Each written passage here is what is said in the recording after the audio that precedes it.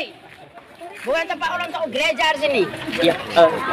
Siapa yang jaga rumah saya kalau di sini nanti tapi yang satu orang. Iya, memang. Tapi ya, pasti.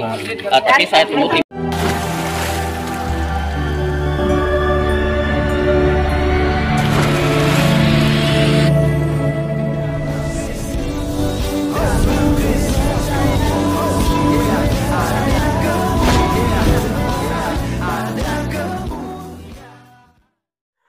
Salam Elechem Bisem Yeshua HaMashiach. Salam damai sejahtera dalam nama Tuhan Yesus Kristus untuk kita semua. Teman-teman sekalian, pada video kali ini kita akan menonton satu berita heboh dari Dusun 1 Tanjung Merawa. Kalau nggak salah ini di Medan, teman-teman sekalian. Terjadi penolakan gereja atau kegiatan ibadah kekristenan, dan tentu saja yang melarang ini adalah Muslim, ya, yang beragama Islam, ya. Mereka ini orang-orang yang merasa diri benar, merasa diri pembela Allah, dan juga merasa diri pembela Nabi, ya. Sehingga mereka menganggap bahwa diri mereka yang lebih suci, lebih sempurna, dan agama Kristen itu ya kafir gitu. Sehingga harus ditindas, harus didiskriminasi. Nah, teman-teman sekalian, di sana pun ada pihak aparat juga, tetapi mereka tidak bisa berbuat banyak, ya, untuk mengatasi persoalan itu. Dan teman-teman sekalian, seperti apa video ini? Mari kita langsung saja melihat berikut ini. Tak boleh, nggak ada orang gereja di sini. Tak boleh. Iya. Oh, tak boleh. Bukan tempat orang tahu gereja di sini. Iya. Siapa yang jaga rumah saya kalau Di sini nanti tapi yang satu orang. iya, memang. Tapi ya, pasti. Tapi saya tunggu tim saya yang datang yang jaga, baru saya bisa bawa. Karena mereka kan nggak tahu tempat. Semua kan ada komando saya. Jadi makanya saya bilang saya tunggu beberapa sampai ada yang pengganti saya datang. Saya akan berangkat karena ini saya kan harus ngambil barang saya. Makanya saya kemarin kan ambil barang semua. Benar ya? Nah, makanya saya bilang nanti orang bapak aja yang kami isikan. Pokoknya ini saya naik barang, tim saya datang, saya udah mau berangkat. Karena saya juga udah ditunggu di aula. Benar ya? Maksudnya gitu. Ya, betul. Ya, makanya kan mereka ikut saya, Pak. Tunggu saya, makanya saya masuk barang, saya mau berangkat. Setelah tim saya ada yang datang jaga, koordinasi, saya pasti udah mau berangkat. Karena saya juga udah ditunggu di aula. Ngerti ya, Pak? Ya ngerti Pak, Iya. cuman situasinya juga. Iya, ya. Makanya ini saya bilang saya hari akan ngambil barang untuk tim saya dan saya datang untuk koordinasi. Saya ini udah mau berangkat. Iya, ya, makanya saya bilang saya tunggu tim saya satu datang, dia gantikan saya akan berangkat. Saya mau mereka dan tim untuk berangkat. Silakan. Izin Pak. Sebetulnya pada dasarnya nggak payah-payah loh Pak. Kami nggak mengizinkan di Gunpar Bidangan ini ada sarana ibadah. Itu aja Pak. Itu aja. Yang lain-lain nggak perlu dibahas. Ini Bapak ngomong sama saya nggak ada guna. Jadi kenapa? Karena saya bukan otoritas semuanya Pak. Jadi hari ini Bapak ngomong sama saya nggak ada guna. Kita nanti tetap akan semuanya ke kepolisian dan aparat aja Pak. Bukan urusan saya yang itu Pak. Cuma gini Pak, ini Pak. Warga ini menyampaikan sama Bapak. Bapak yang merasa di sini pimpinan. Di sini untuk ya. Saya luruskan Pak. Segala sesuatu itu kan harus baik koordinasi, benar ya Pak. Ya, makanya apa yang tuntutan saya terima. betul. Akan saya sampaikan Makanya ke warga dari Tapi Dusun hari ini 1 kan menanyakan sama Bapak. Benar. Dan keputusan bukan di tangan saya Pak. Saya kasih tahu Bapak. Ya, jadi hari ini pun Bapak-bapak semua ngomong sama saya nggak akan ambil keputusan. Keputusan tidak di tangan saya. Ya, keputusannya di tangan siapa? Ya, keputusannya ada di tangan pemimpin.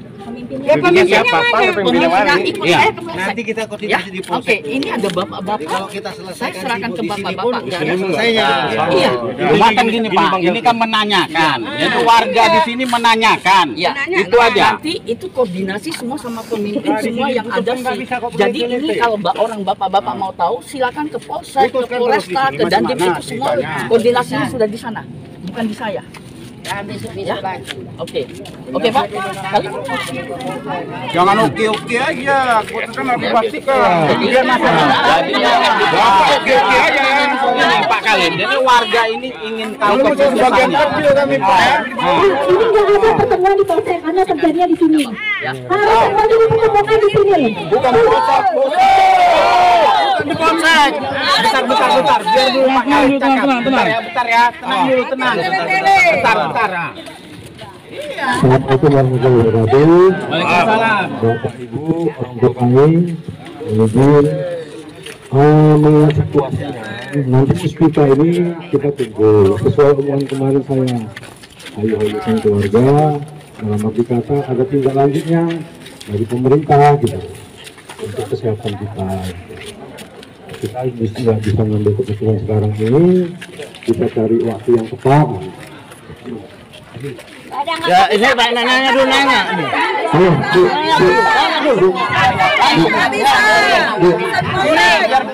Ya udah. Halo. Diputuskan juga di sini tak jadi. Nah, betul. Jadi kalau Bapak ini keputusan ini hanya meneruskan. Jadi ini problema ini memang sudah lama dari 2020. Nah, jadi kalau masalah keputusan ini tadi, kegiatan ibadah ini dari satu minggu kurangnya ini.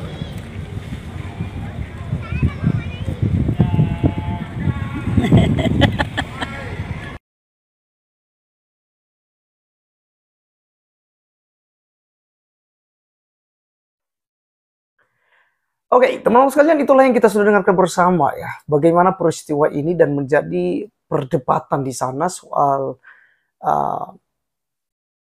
penolakan ibadah ini ya. Jadi ada yang mewakili dari pihak gereja juga di sana, teman-teman sekalian. Jadi mereka bully, mereka paksakan. Pokoknya tidak boleh ada kegiatan gereja di sini. Tidak boleh ada kegiatan ibadah di sini. Teman-teman sekalian, ya, begitu banyak lokalisasi gitu ya yang berdiri ya. Mereka tidak melarang, dan itu tidak terlalu heboh-heboh ya bagaimana mereka mau melarang itu. Tapi justru peribadatan inilah yang harus mereka larang gitu ya. Mereka sudah terkontaminasi dengan ajaran-ajaran setan, ajaran sesat gitu ya. Padahal teman-teman kalau kita belajar dari seorang Muslim sendiri ya, seperti misalnya Kiai Haji Buya Sakur misalnya, itu adem sekali loh, pengajaran-pengajarannya itu bagus sekali. Jadi tidak memecah belah. Kemudian kalau kita melihat dari Quraisy Shihab juga sama, malahan memberikan sebuah pemahaman, bahkan pernah membuka ya sebuah wasiat daripada nabi mereka bahwa jika ada non-muslim yang membangun tempat ibadah itu wajib dibantu oleh mereka. Tapi justru karena banyak penceramah-penceramah dari mereka saat ini yang memang pemecah belah teman-teman sekalian, akhirnya mereka menolak gitu ya. Ada kegiatan gereja ditolak, pembangunan gereja ditolak, ya.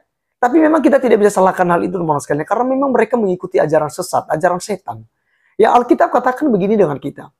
Ya, ini juga suatu penghiburan bagi kita yang diajarkan oleh Tuhan kita Yesus Kristus. Di mana dia berkata dalam Yohanes pasal 16 ayat 1 sampai 3. Dia berkata begini, "Semuanya ini kukatakan kepadamu supaya kamu jangan kecewa dan menolak aku. Kamu akan dikucilkan, bahkan akan datang saatnya bahwa setiap orang yang membunuh kamu akan menyangka bahwa ia berbuat bakti bagi Allah. Mereka akan berbuat demikian karena mereka tidak mengenal baik Bapa maupun aku." Jadi teman-teman sekalian, memang Tuhan Yesus sudah mengingatkan itu kepada kita semua sebagai pengikutnya, sebagai orang-orang Kristen, orang-orang percaya, bahwa kita pasti akan dikucilkan karena nama Tuhan Yesus. Bahkan akan datang saatnya bahwa setiap orang yang membunuh kamu, ya, setiap orang yang membubarkan ibadah, setiap orang yang menghalangi engkau beribadah, setiap orang yang menyegel gereja, setiap orang yang membom gereja, ya, akan menyangka bahwa dia sedang berbuat bakti bagi Allah. Itu sebabnya mereka teriak-teriak demi nama Tuhan mereka, Allahu Akbar. Karena mereka nggak ngerti teman-teman sekalian. Mereka berpikir dengan melakukan kejahatan itu sedang berbuat bakti kepada Allah. Padahal teman-teman sekalian sedang mereka mengikuti ajaran setan. Ajaran kegelapan teman-teman sekalian. Yang memimpin kepada perpecahan. Karena yang memecah ya umat manusia adalah pekerjaan setan. Setanlah yang akan membuat perkelahian. Setanlah yang membuat perang. Setanlah yang menyebabkan ya orang bisa baku bunuh. Karena memang itu pekerjaan setan untuk mengacaukan ya ciptaan Tuhan yang mulia yaitu manusia. Karena pada hakikatnya Tuhan menciptakan manusia dengan sempurna, tapi setan mengacaukan itu semua dengan merasuk setiap pikiran-pikiran yang mau dirasuk saja, teman-teman sekalian. Ya, karena setan tidak mungkin sembarangan juga. Hanya orang-orang yang mau dirasuk saja. Dia akan masuk, dia akan menggunakan ya orang tersebut untuk menciptakan suasana yang kacau. Karena kalau kita kembali kepada dasar ya daripada pengertian agama yang berasal daripada bahasa Sanskerta, dikatakan tidak dan gama adalah kacau. Maka ketika digabung kedua kata ini agama, maka artinya tidak kacau. Tapi justru orang yang beragama, Allahu Akbar, bikin kacau. Allahu Akbar, demo gereja. Allahu Akbar, ya, tolak ibadah Kristen. Kan lucu. Ya, saya percaya teman-teman sekalian bahwa tidak semua muslim seperti itu. Saya percaya bahwa orang-orang muslim yang paham tentang pengajaran dia dalam agamanya yang adalah lakum dinukum waliyadi. Bagiku agamaku, bagimu agamamu. Orang-orang Islam yang paham hal ini tentu tidak akan ikut campur. Bahkan mereka mengutuk keras perbuatan seperti itu. Tetapi mereka yang sudah dirasuk pikiran mereka oleh pengajaran sesat dan juga setan yang bekerja, yang berkuasa atas hidup mereka, maka mereka ya berteriak-teriak demi nama Tuhannya. Ini sudah disampaikan di sini. Kamu akan dikucilkan, bahkan akan datang saatnya bahwa setiap orang yang membunuh kamu akan menyangka bahwa ia berbuat bakti bagi Allah.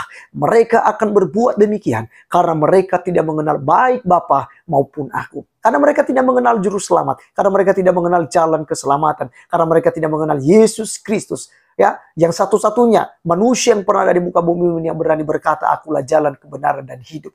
Tidak ada seorang pun yang datang kepada Bapa kalau tidak melalui aku. Hanya Yesus Kristus. Dan Yesuslah yang diutus oleh Tuhan. Dia adalah sang firman, sang logos yang adalah Allah itu sendiri. Diutus ya. Dia suara Allah, lalu Allah mengutus suaranya untuk menjadi pribadi.